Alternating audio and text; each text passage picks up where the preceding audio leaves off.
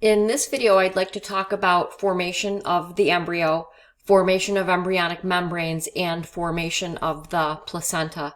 So in the last video, we left off talking about implantation, how the blastocyst is the structure, is the conceptus, the state of the conceptus that arrives in the uterine cavity about 5-6 days after fertilization occurs, and that the blastocyst will attach to the endometrium, inner cell mass side first, and the trophoblast that's touching the endometrium will start to differentiate into two parts: the cellular trophoblast, which retains cell boundaries and surrounds the inner cell mass, and then the syncytial trophoblast, which will be kind of like roots of a plant, we were saying, and start to dig its way into the endometrium. And the syncytial trophoblast will continue to dig its way into the endometrium until the entire blastocyst is covered with endometrium. So at the same time that that's happening, there are changes that are occurring with the inner cell mass. And so as an example, if you take a look at this picture, we can see that the inner cell mass looks like a clump of cells here. But then when I look at the next day, we see that the inner cell mass looks like two distinct layers of cells. So there's a layer of cells that's closest to the trophoblast, and there's a layer of cells that's closer to the blastocyst cavity. Okay, so it becomes a two-layered structure. So that is the start of the inner cell mass organizing itself to become an embryo. And just to give you a little overview before we look at any more pictures, basically what's going to happen is that inner cell mass, it's a solid ball of cells. And we're going to go from a solid ball of cells to, we can see, a two-layered structure. So we're going to get two layers of cells. These two layers are known as an embryonic disc, and it's not quite an embryo yet, but we're getting there. So when the solid ball differentiates into two distinct layers, each of these layers has a name. The layer that's closest to the trophoblast is called the epiblast. I'm just going to label it E here. I have that in the notes. And then the layer of cells that's closest to this blastocyst cavity, just that hollow inside of the blastocyst, that's called the hypoblast. Okay, so that two-layered structure, like I said, it's called an embryonic disc, and each of those layers has a name. We can also see that the embryonic disc has pulled away from the trophoblast, and that creates a new cavity. And so this is the area that I'm talking about. So we can see that in addition to the inner cell mass forming these two layers, instead of touching the trophoblast like it was here, I see that it pulled away from the trophoblast, creating, like I said, a brand new space, and that's the forming amniotic cavity. So what's going to happen from here is the two-layered embryonic disc is going to transform into a three-layered structure. And once you have three layers in place, that is the magical point in time where we would call the conceptus an embryo. And it's a really important state in development, because the embryo is going to set the stage for all of the development that occurs from there. All of the stem cells to make all of our various tissues and organs will be present once the embryo is present. So these three layers are called the three primary germ layers. And this process of going from two layers to three layers is known as gastrulation. And so you'll notice that in the notes I'm talking about the process of gastrulation, and all we're really talking about there is how the two-layered structure turns into the three-layered structure. Okay, so the way that the two-layered structure turns into the three-layered embryo is known as gastrulation. And I gave a picture of this. I also write about this in the notes, but I'm going to come back to that. Let's take a look at this picture in the notes. I'm going to just make it a little bigger here. Okay, and so in this picture, we can see something very similar to what we're seeing in the other picture that we were just marking up, and that is, well, this is a little bit different. Here they're showing us that the endometrium is completely surrounding the implanted conceptus. Okay, so notice that the endometrium is surrounding the conceptus, that this all would be the syncytial trophoblast. So notice how the syncytial trophoblast is not just, on one side, like the, roots of the plant. Now that implantation is complete, how the syncytial trophoblast is going to branch out all around the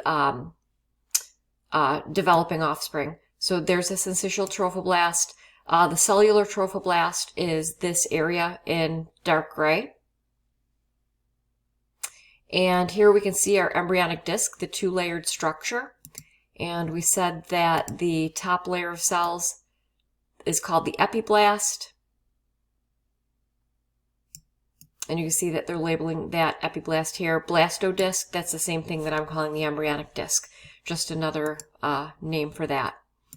And then here's the hypoblast.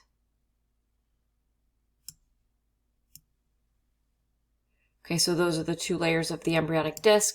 And I can also see some other development is happening, and I'm going to come back to that. Because what I want to talk about, like I said, is how the two-layered structure turns into the three-layered structure, which they're showing us here. And so what they're trying to show us in this picture is this process called gastrulation. And so in gastrulation, what happens is there's going to be a migration of cells from the epiblast through one particular area of the epiblast. And so what we're looking at in this picture is a cross section. So let's get our bearings here. So this is the epiblast. That's the top layer of cells. Okay, so it's like they took this picture in more of a longitudinal section. So now they're showing me, more of it. So all of this is epiblast. And the hypoblast, we can also, see in this picture.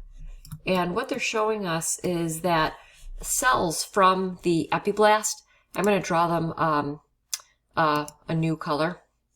Okay, so let's just say cells. These cells would be genetically programmed, basically, to migrate, to move within the epiblast, and they move right through the epiblast. So you can see that there's a crease forming right on midline of the epiblast, which ultimately is going to become the spinal cord in the brain.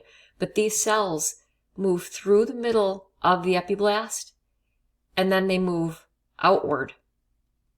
Okay, so some of the cells within the epiblast actually move through. It's called the primitive streak. And then they move out in between the epiblast and the hypoblast. So when these cells migrate through this primitive streak, initially what they do is they displace the hypoblast, okay, and they create a new hypoblast. So I'm going to draw over this in green. So they create a brand new hypoblast. They, displace those cells. And once that's done, the migration doesn't stop. I'm going to change my marker color here to a lighter shade because cells will continue to move into this area, and they're going to fill out the area in between the new hypoblast and the former epiblast, creating a new third layer. And so once you have a new third layer, this new, what displaced the hypoblast, we call that the endoderm. Okay, so the endoderm is kind of like the new hypoblast, so to speak. The epiblast, it's still there, but we no longer call it the epiblast. Now we call it the ectoderm. And then that brand new middle layer that filled out in the middle, makes sense, that's called the mesoderm.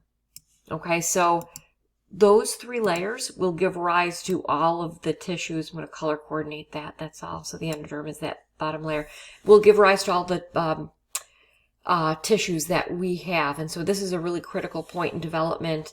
It happens in week 3 of development. So keep in mind, after fertilization, it takes, ballpark like a week, a little shy of a week to travel down the fallopian tube. And then again, it's going to take a week, a little shy of a week to implant into the endometrium. And then after that, gastrulation occurs, which is, as we're saying, formation of the embryo. Now, I want to show you some other things that are happening in this picture, and then we'll go back to the notes. We can see even as early as over here, what's happening at the level of the epiblast is those epiblast cells are, once they pull away from the cellular trophoblast, and create that new cavity. There are epiblast cells that go around and surround that cavity, which is the start of the amniotic membrane. And the same kind of thing happens on the hypoblast side, that the hypoblast is sending out this layer of cells, and it's just encapsulating a lot of that blastocyst cavity. And that is the start of a membrane called the yolk sac. So here we can see two membranes that are starting to form, the amnion and the yolk sac. So when I look in this picture, the previous, what was the hypoblast and what was the yolk sac, that still is the yolk sac. Okay, so if we think of this in more of a longitudinal section, the endoderm is going to be the ventral surface of the person, the belly side of the person. So what's happening is you're getting this bubble-like membrane that's forming off of the belly side of the person. That's the yolk sac. And we're also getting a membrane that's forming off of the back, a bubble forming on the back surface, the dorsal surface of the person, and that's the forming amnion. Okay, so when the embryo first forms, like I said, there's kind of like this bubble-like membrane, the yolk sac coming off the ventral surface, bubble-like membrane coming off of the back, and the amnion and the yolk sac. Now, formation of those is not complete until gastrulation, because what happens is that you can see in this picture some of these mesodermal cells don't stay there. Do you see some of these cells escaping out here? And when these mesodermal cells, they will create a new middle layer called the mesoderm, but some of these mesodermal cells, what they do is they move out into the vicinity, and you can think of it in this way. They just like spray paint everything that's there, if that makes any sense. And so the mesoderm is going to create a second coating around that epiblast bubble. It's going to create a second coating around the hypoblast bubble. And I'm just going to move over to this picture for a minute, because if that makes sense, if we fast forward and we say, okay, now that the new layer, the mesoderm has formed, what I'm trying to describe is that the mesoderm will surround that outpocketing. Now that's the true amnion. The mesoderm is going to surround this outpocketing, and then you have a full formation of the yolk sac. So once you have the mesodermal second coat, then you have the amnion and the yolk sac. But not only will the mesoderm surround that, but remember I said like spray paint everything? So this is what I mean. The mesoderm is also going to line the cellular trophoblast.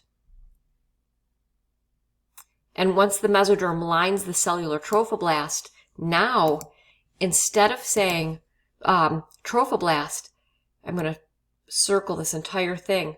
What we would say is that you have the mesoderm, you have the cellular trophoblast, and we have the syncytial trophoblast, all of which is now known as the chorion. Okay, so the chorion forms from the trophoblast, from the mesoderm-lined trophoblast, and it would incorporate all layers of the trophoblast. So after this point, we don't differentiate those layers anymore. We would just say chorion. So let's go back to the notes, and you can see how I wrote this. Decrease the size of this a little bit.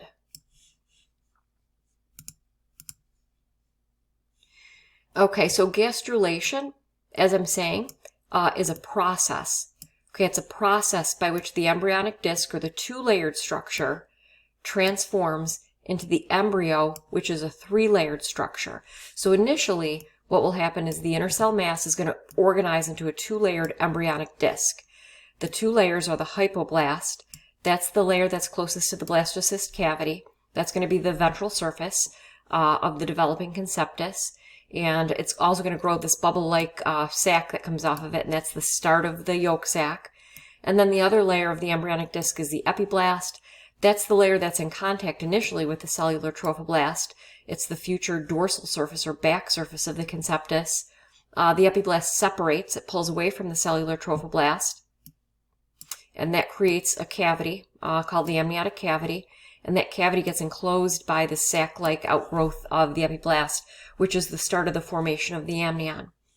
Next, what will happen is cells from the epiblast are going to migrate through this midline groove that defines the longitudinal axis of the conceptus. Okay, so that groove is called the primitive streak, and as I mentioned, ultimately it forms the spinal cord in the brain. So the first cells to move through the primitive streak form the new endoderm. The former hypoblast cells will still be there, and that it's still the yolk sac. Cells that migrate from the epiblast after the formation of the endoderm are just going to create this new middle layer, and that new middle layer is the mesoderm. And then the remaining epiblast cells, we now call this the ectoderm. And so these are the three primary germ layers. The ectoderm, formerly the epiblast, that's going to give rise to the skin and the nervous system. The mesoderm, you might remember from AP1, gives rise to all connective tissue. Also gives rise to muscle, some organs, bone, kidneys. Endoderm, that new bottom layer, is going to give rise to epithelial layers, that internal lining. So like digestion, respiratory tract, urinary tract. And so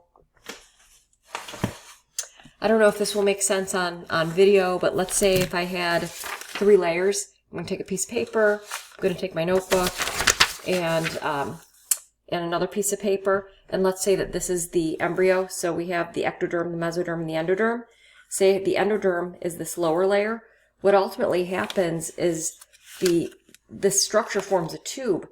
And I'm just trying to explain that because if you understand that, it makes it easier to understand how the endoderm, of course, is going to be the endothelial linings. The mesoderm, it's already trapped in between the 2 layers, so that's connective tissue, muscle, and so on. And that the ectoderm is going to be the outer surface. It's going to be the nervous system and the skin. And there's a chart in the book that shows that too, probably better than I'm showing with a piece of paper. So that is what gastrulation is all about. And then we saw how embryonic membranes are starting to form at the same time.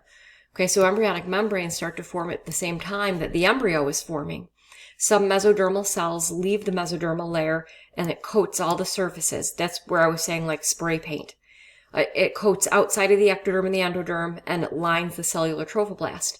And when this happens, you now have new embryonic membranes. And the ones that we have seen are the yolk sac, which is that outpocketing of the endoderm, coated with the mesoderm.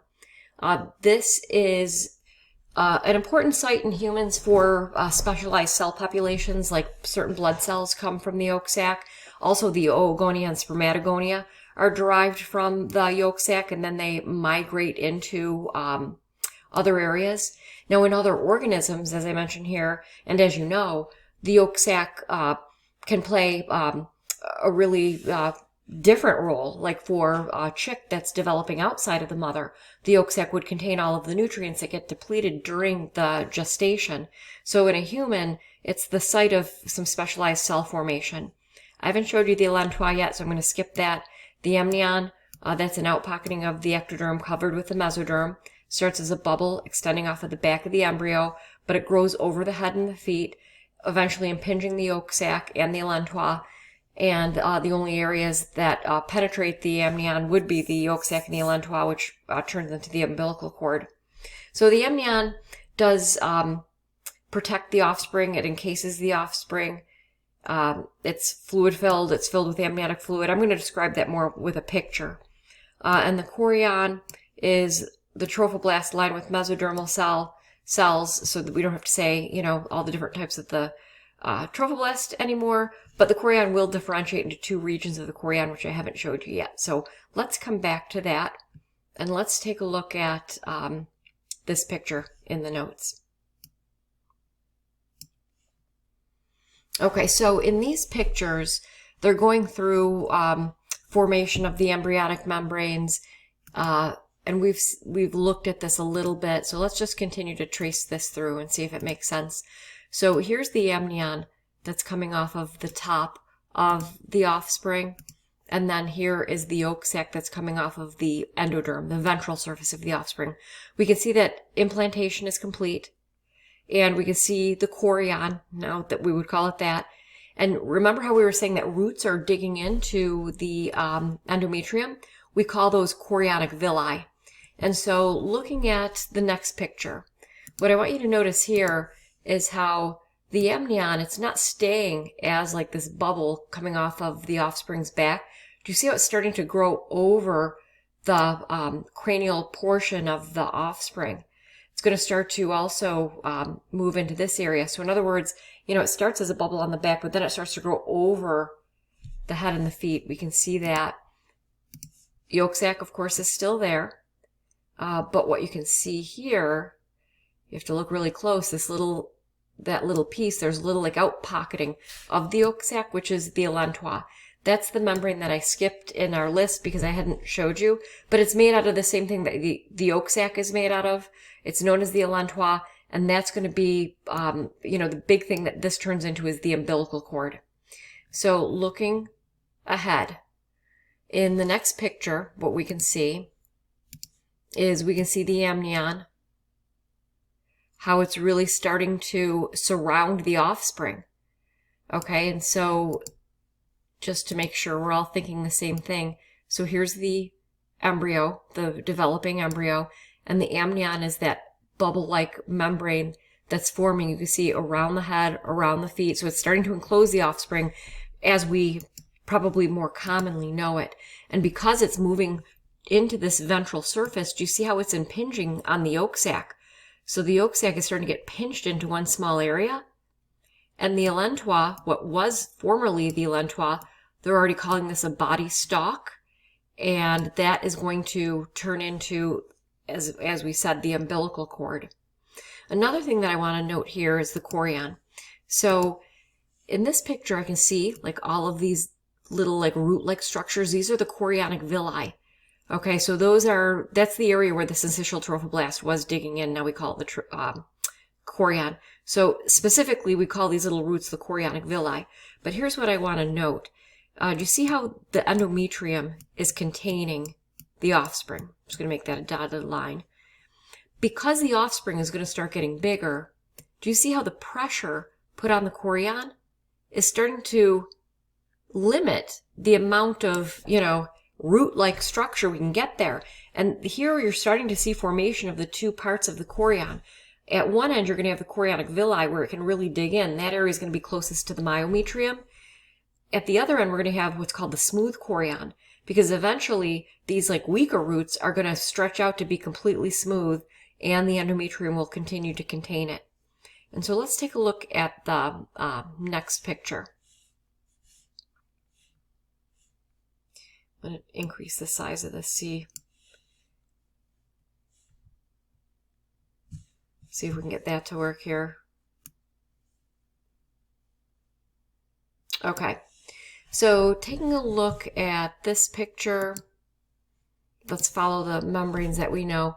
So here is the amnion. The amnion is filled with amniotic fluid. It contains the offspring, so it is what we know it to be.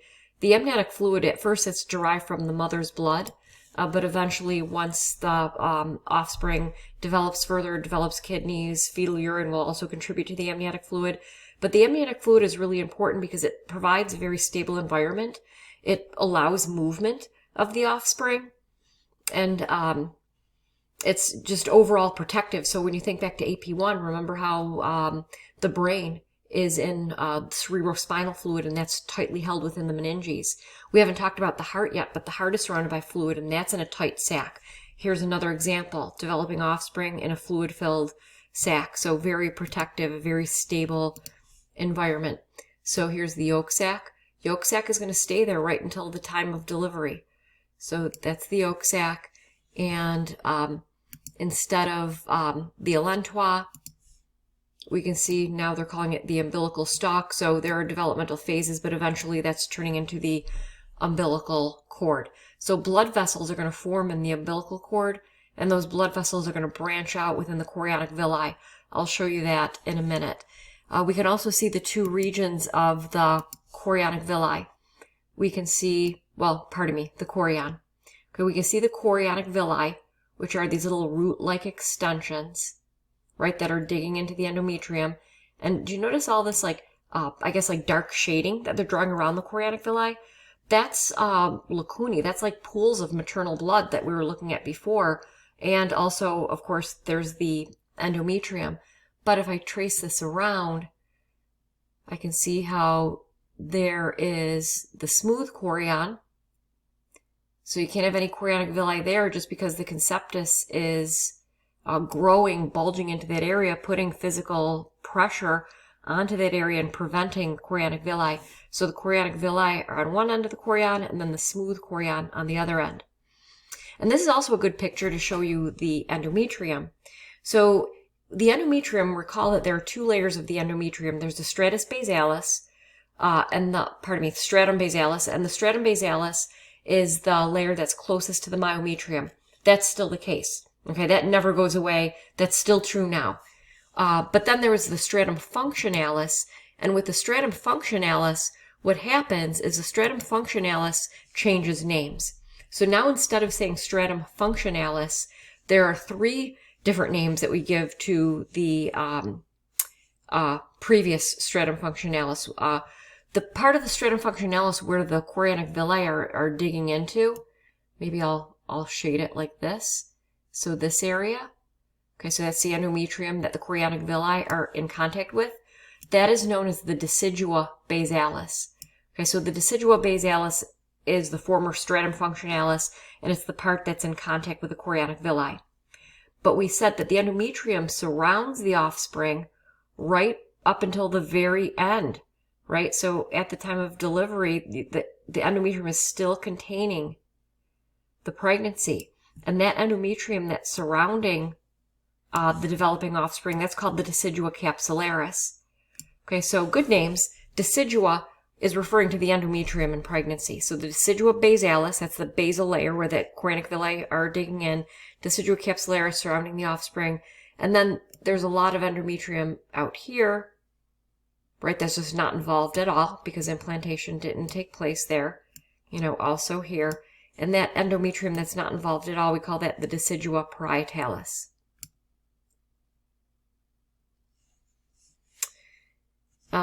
Let's take a look at another picture. Move this around a little bit. Take a look at this last picture. And we'll just try to see everything with the cursor. So we see the amnion surrounding the developing offspring. I can see that the only place that's penetrated by the amnion would be where the elentua was. That's the umbilical cord. And then there's the yolk sac. We can see the chorionic villi digging into the decidua basalis, the decidua capsularis surrounding the offspring, decidua parietalis not involved. Okay, so I wrote all of this out.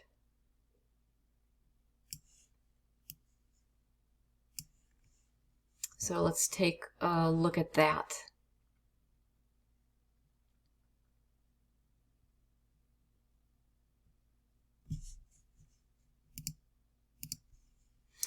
Okay, so formation and function of the placenta. Stratum basalis is going to be exactly what it was, but the stratum functionalis is going to now take on new names. Decidua basalis, that's the part of the endometrium in contact with the chorionic villi. It's found in between the chorionic villi and the stratum basalis. Stratum capsularis, that's the part that's surrounding the smooth chorion.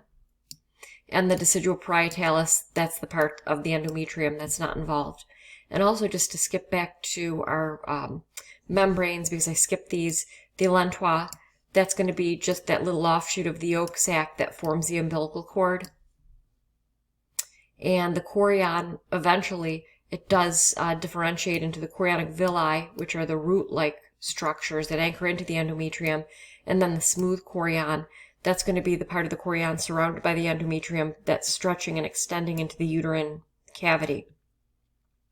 So as far as the placenta, we haven't said anything having to do with the placenta yet. So here's the interesting thing, if you think about it. The placenta, as you know, it's just an interface between the offspring and the mother.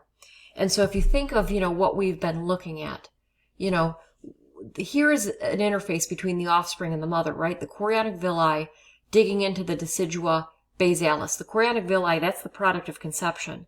The decidua basalis, that's the mother's endometrium. So there you have an interface between the two organisms, and that is the placenta. As simple as that. So the placenta has two parts. There's the chorionic villi. That's the offspring's contribution to the placenta. As I mentioned, blood vessels will form in the umbilical cord. 2 umbilical arteries, and 1 umbilical vein. I'm going to kind of breeze by this for now because once we go into cardiovascular, I'll cover this in detail. But right now, we really haven't even talked about what an artery does and what a vein does. So you don't have to worry about knowing this in detail, but blood vessels will form in the chorionic villi and within the umbilical cord. And we're going to come back to that. The decidua basalis, that's the maternal contribution to the placenta. And so that contains the mother's blood. And so we know that the function of the placenta is exchange, right? So nutrient, excretion, respiration, you're looking at exchange between mother and offspring. And an important thing to understand is that the blood of the mother and the offspring do not mix. It's just these individual items, nutrients, wastes, gases, that will move by diffusion between the 2 compartments, between offspring and mother. The placenta is also going to be an endocrine organ. So I know I talked about in the last video that once the placenta forms, that it would take over estrogen and progesterone secretion, and so that HCG levels go down. And it secretes some other hormones too. Human placental lactogen, that's going to promote glandular development of breast tissue. Human chorionic thyrotropin, which stimulates the mother's metabolism. Mother's going to be able to utilize nutrients more efficiently. And then relaxin increases joint flexibility. We'll talk about that maybe a little bit more in the next video. So I'm going to switch over to a picture to finish this video. So let's take a look at the picture from our book that shows us the placenta. So in this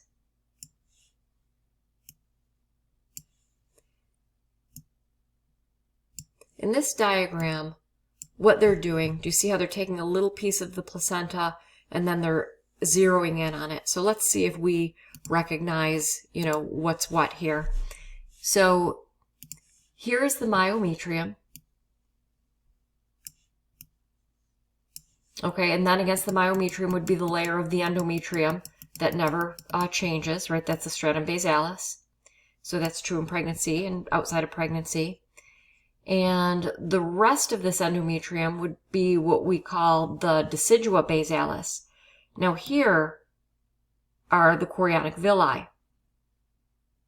Okay, so I'm going to outline those. So here's the chorionic villi, and you can see how blood vessels have formed within the chorionic villi, and they're even showing us those blood vessels entering into the umbilical cord, the 2 umbilical arteries and the 1 umbilical vein. Surrounding the chorionic villi, all of this area, I would call all of this the decidua basalis. So you can see how the mother's blood supply is going to keep refreshing blood within the decidua basalis. So what will happen is oxygen within the mother's blood will diffuse across the chorionic villi, move into the offspring. Offspring can't rid itself of wastes and carbon dioxide, and so any waste would leave, it would be higher concentration in the offspring's blood. It would move simply by diffusion from the offspring's blood into the mother, and that's how exchange takes place, that nutrients are driven in, wastes are driven out, oxygen is driven in just through concentration gradients. So the mother delivers nutrients and oxygen, and it carries away waste of the offspring. But the blood doesn't mix. It's just those individual items that are crossing. So I hope that this video helps, and I will finish up the notes in my next video. Thank you.